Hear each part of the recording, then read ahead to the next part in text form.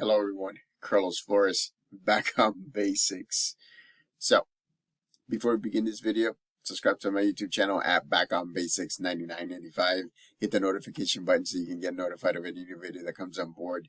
If you have a topic, a suggestion, a feedback, or if you want me to give you my take on something, put it in the comment section. If you want to connect with me on social media networks, on Facebook, you can search for me, Carlos Flores Jr. On Instagram, on X, and on Threads, you can type in at Back on Basics. On WhatsApp, you can type in at Back on Basics 9985. So, let's talk about mental fatigue. Mental fatigue is very important because what it means is you're thinking too much, ladies and gentlemen. Mental fatigue is like thinking too much for the most part. Again, right? It also deals with your emotions. It deals with your thinking. It also deals with your physical body. When I was working a few jobs back, it was interesting because I would work, sometimes I would work like 50, 60 hours a week. And so I would come home, I would eat dinner, and then I would sit on the couch, and I'm telling myself, all right, I'm gonna sit on the couch. I'm gonna watch a little TV or spend time with the family. I would fall asleep. I would fall asleep. But it wasn't a restful sleep. That's the thing. Because my mind was still thinking, was still processing all the hours that I have spent at work and doing something, and doing the right thing, doing the wrong thing, doing everything. And so, mental fatigue is something that that we need to deal with, that we need to practice, that we need to do something about it. Because essentially, what's happening is because our minds are processing so much, we're not sleeping well. We may sleep 8 hours, or we think that we're having a good sleep in 8 hours, but a lot of the times we're not, because we're thinking, because we're anxious, because we're wondering how our next day is going to go. We're wondering how our loved ones are doing. And it just goes and goes and goes. So here's a couple of tips to do. The first one is do a mental dump. Remember we talked about that? So what it means is you grab a piece of paper, you grab your phone, you write things down. Everything that's in here, you write it down. At this moment, in the present moment, you write everything down. That's what it's called, a mental dump. And why is it called a mental dump? Because once you have a list, you look at the list one more time, you fold it, you put it somewhere safe. Guess what? Your mind has been trained that if there's something written down, and research has proven this in psychology, that once you write something down, your mind does not process it. It does not. It moves on to something else. So you're reducing the processing time. You're reducing the processing. I don't want to say speed, but more of the how much you're processing. And so the more you do that, the more your mind will process less. The more your mind will be trained to say, it's written down.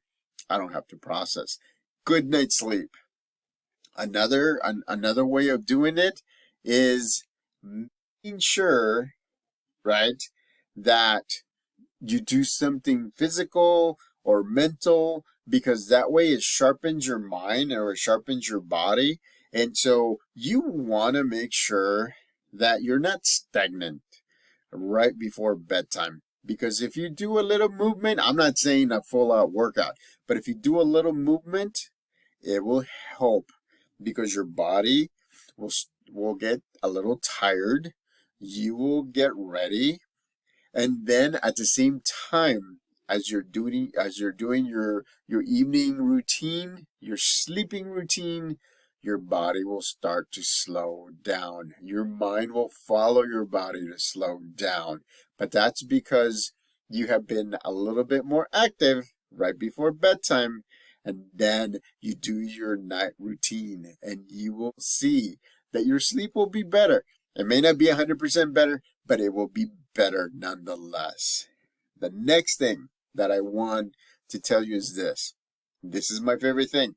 I also do it when I write papers, when I'm trying to focus on writing a letter or something like that, is put on instrumental music. Soft. Enough that you can hear it, but not too loud that it'll cause you to stay awake. Enough. You can also do waves. You can also do rain sounds.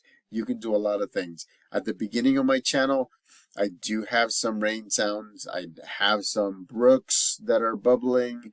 I have different things that can do that. And so you can use those to listen. There's apps, there's music. You can get it anywhere, ladies and gentlemen. But as long as you put it enough, just to hear enough, but not enough that it's loud that it'll just take over your mind processing.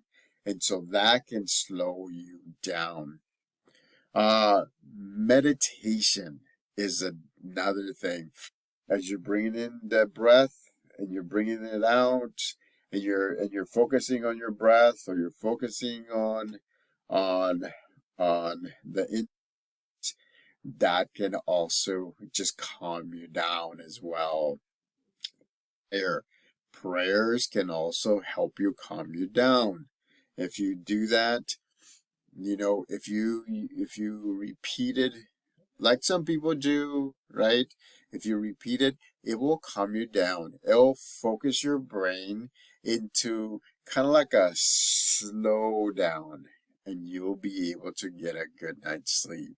So there's so many different things that you can do. There are probably things that you know how to do. So look for those things that have helped you in the past, and then get a good night's sleep.